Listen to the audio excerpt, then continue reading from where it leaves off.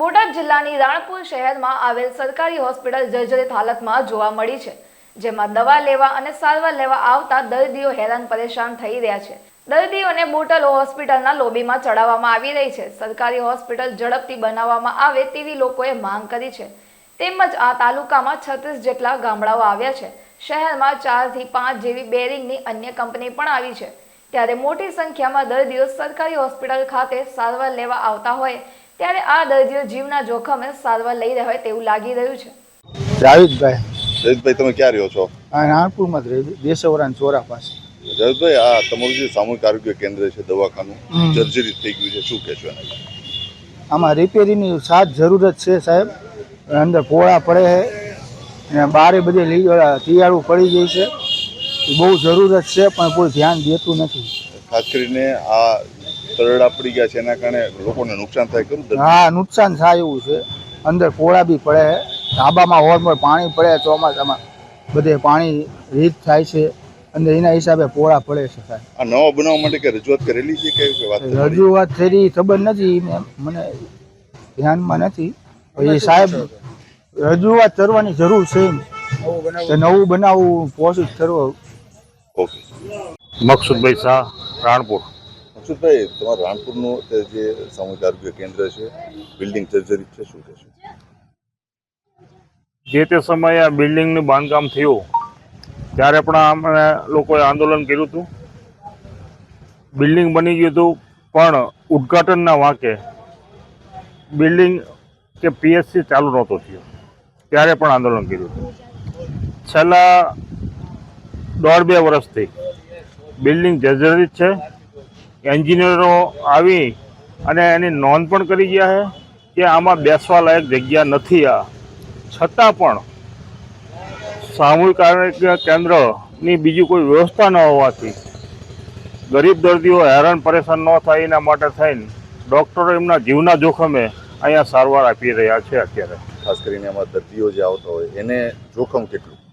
દર્દીઓને ખરેખર ખ્યાલ જ નથી કે આ બિલ્ડિંગ જર્જરિત છે।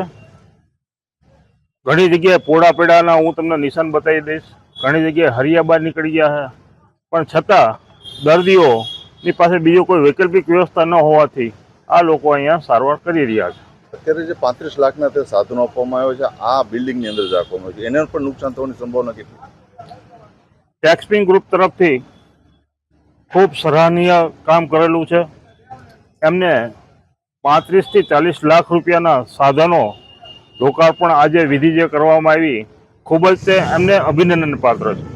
ત્યારે આ બિલ્ડિંગની ફરતી રિનોવેશન થાય અથવા નવી બિલ્ડિંગ બને તો આ 35-40 લાખ રૂપિયાના જે દાન કરેલા હોય એ લોકો બીજા દાન કરવા માટે પ્રોત્સાહિત થાય, અને જો આ ને નુકસાન થશે, આ જે દાન કરેલું છે ને નુકસાન થશે તો બીજા કોઈ લોકો આગળ આવશે, દાન આપવા માટે આગળ આવશે નહીં।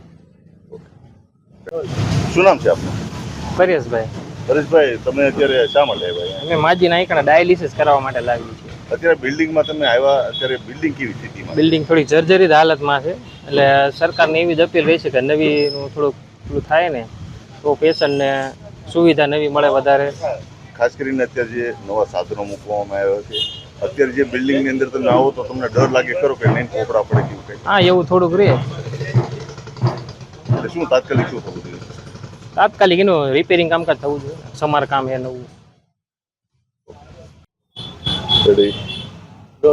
શું નામ દાદા? મારું નામ કાનજીભાઈ મોહનભાઈ ધરેજીયા।